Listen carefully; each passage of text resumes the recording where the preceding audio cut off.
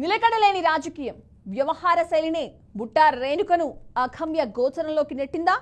రాజకీయ ప్రయాణంలో స్థిరత్వం కోల్పోయి రెంటికి చెట్ట రేవడ్లా ఆమె పరిస్థితి తయారైందా? అనుభవరాహిత్యమా లేక మనీ పాలిటిక్స్ తో ఏదైనా సాధ్యం అని భావించారా? రాజకీయ ప్రయాణంలో ఆయాసపడుతున్న ఆమె పట్ల సొంత సామాజిక వర్గం కూడా సానుభూతి చూపలేదా? ఆమె రాజకీయ అడుగులపై జనం ఏమంటున్నారు?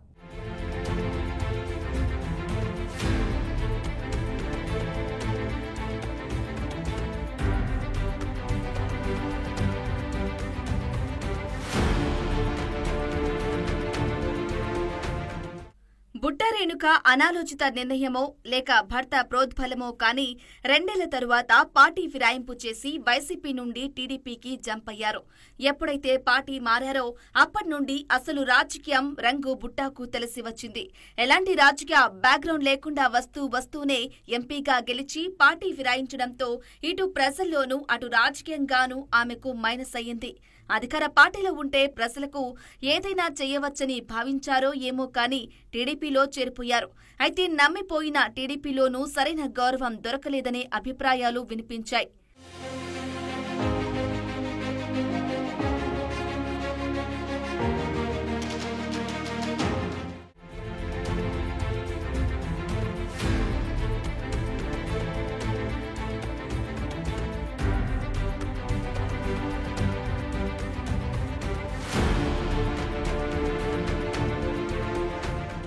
అయితే బుట్టాకు టీడీపీలో చేదు అనుభవాలు తప్పలేదు. అధికార పార్టీలో ఎలాంటి అధికారం లేక నమ్మిన ప్రజలకు ఏమీ చేయలేని అగమ్య గోచర పరిస్థితిని ఆ 2 ఏళ్ల పాటు ఎదుర్కోవాల్సి వచ్చింది. అయితే 2019 ఎన్నికల నాటికి ఏ పార్టీ కూడా ఆమెను పరిశీలనలోనికి తీసుకోకపోవడంతో పోటీ చేసే అవకాశం రాలేదు. ఆ ఏడాది వైసీపీ 151 సీట్లతో రాష్ట్రంలో అధికారంలోకి రావడంతో తిరిగి సొంత గూటికి చేరుకున్నారు. పార్టీ జెండాపై గెలిచి ఫిరాయింపుకు పాల్పడటంతో ఆ 5 ఏళ్లు అటూ ఇటూ కాకుండా కూర్చోవాల్సి వచ్చింది. ఇక ఆ 5 ఏళ్ల జగన్ హయాంలో గెలిచిన మంత్రులు అయిన వారికే దిక్కు లేకుండా పోతే బుట్టా రేణుకను ఎవరూ లెక్క చేసేదే అనే చర్చ కూడా వినిపించింది.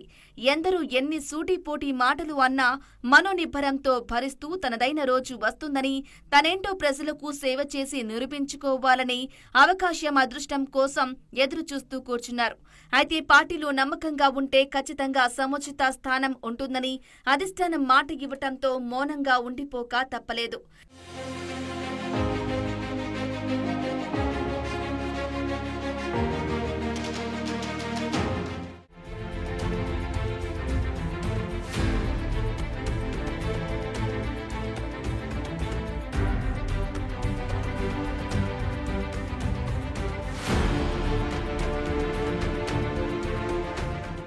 ఇక చెప్పినట్టుగానే వైసీపీ అధినేత జగన్ బుట్టా రేణుకను గుర్తించారు.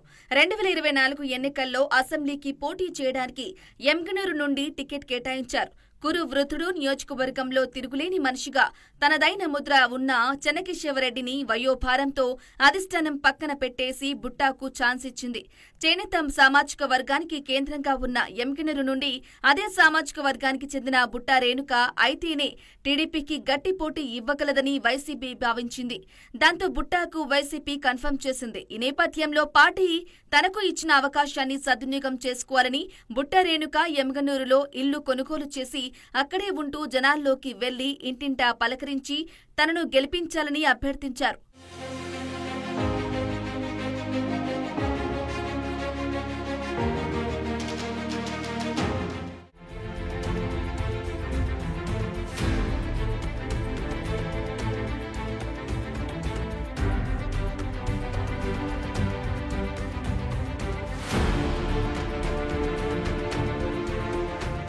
కానీ గెలుపులో కీలక పాత్ర వహిస్తున్న సొంత సామాజిక వర్గం నేతలు బుట్టా రేణుక ప్రాతినిధ్యాన్ని స్వీకరించలేకపోయారు.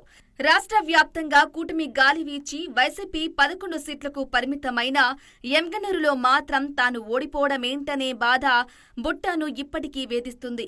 రాజకీయంగా ఆమె ఎంతో పోగొట్టుకోక తప్పలేదు. తాను సొంతంగా పర్యవేక్షిస్తున్న విద్యారంగాన్ని పక్కన పెట్టి రాజకీయం కోసం కూడబెట్టుకున్న డబ్బులు అంతా పోగొట్టుకుని పరేషాన్ కావడం తప్ప ఆమెకు ఏమీ ఏమీ మిగలలేదు. అయితే ఆమె ఓటమికి సొంత పార్టీ నేతలు వెన్నుపోటు పొడిచారనే చర్చ నడుస్తోంది. ప్రజెంట్ ఎమ్మిగనూరులో వైసీపీ 2 వర్గాలుగా విడిపోయింది. 8 నెలల టీడీపీ పాలన వైఫల్యాలపై వైసీపీ చేపట్టే కార్యక్రమాలు బుట్టా వర్గం ఓవైపు, మరోవైపు చెన్నకేశవరెడ్డి వర్గం వేర్వేరుగా నిర్వహిస్తూ ఉండటంతో బుట్టాకు మరింత ప్రాణ సంకటంగా మారిందంటున్నారు స్థానికులు.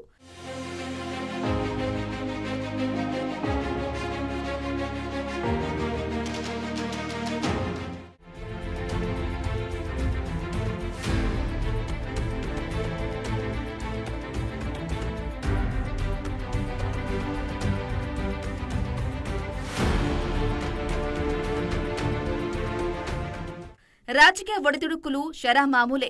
కానీ బుట్టా రేణుక నియోజకవర్గం ప్రజలకు అందుబాటులో ఉండడం లేరనేది ఇప్పుడు సరికొత్త చర్చ. పార్టీ క్యాడర్కు అందుబాటులో ఉండరని, ఏ నెలకో ఒకసారి ఎమ్మిగనూరు వచ్చి వెళ్తారని చెబుతున్నారు. దీంతో అధికార పార్టీ పెట్టే ఇబ్బందులు ఎవరికి చెప్పుకోవాలో తెలియక వైసీపీ క్యాడర్ తీవ్ర ఆవేదనకు గురవుతున్నట్లు తెలుస్తోంది. అంతేకాక ఆమెకు మాజీ ఎమ్మెల్యే కేశవరెడ్డి వర్గం మద్దతు లేకపోవడంతో పార్టీ 2 గ్రూపులుగా చీలిపోయింది. మాజీ ఎమ్మెల్యే కుమారుడు జగన్మోహన్ రెడ్డి బుట్టాకు దూరంగా ఉంటూ సపరేటు కార్యక్రమాలు చేయడంతో ఎటు వెళ్లాలో తెలియని అయోమయంలో పార్టీ శ్రేణులు ఉన్నాయి. రాష్ట్ర పిలుపు కార్యక్రమాలు ఉన్నా కూడా బుట్టా అందుబాటులోకి రావటం లేదని పార్టీ శ్రేణులు నిరుత్సాహం వ్యక్తం చేస్తున్నారు. కూటమి ప్రభుత్వ నాయకులు వైసీపీ శ్రేణులపై కేసులు పెట్టినా బుట్టా రేణుక నోరు మెదపడం లేదంటున్నారు. అప్పుడప్పుడు నియోజకవర్గానికి వచ్చి 1 రోజు 2 రోజులు ఉండి తిరిగి తన వ్యాపార సంస్థలు చూసుకోవటం కోసం హైదరాబాద్కు వెళ్లిపోతున్నారని చెబుతున్నారు.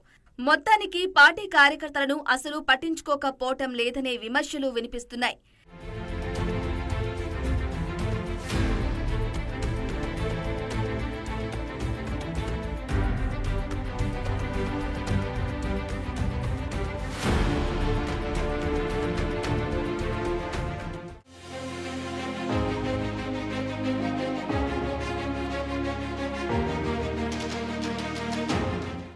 ఏదేమైనా రాజకీయ ఒడిదుడుకుల మధ్య బాటసారిగా మిగిలిపోయిన బుట్టా రేణుక తన క్యాడర్ను ఎలా కాపాడుకుంటారో చూడాలి.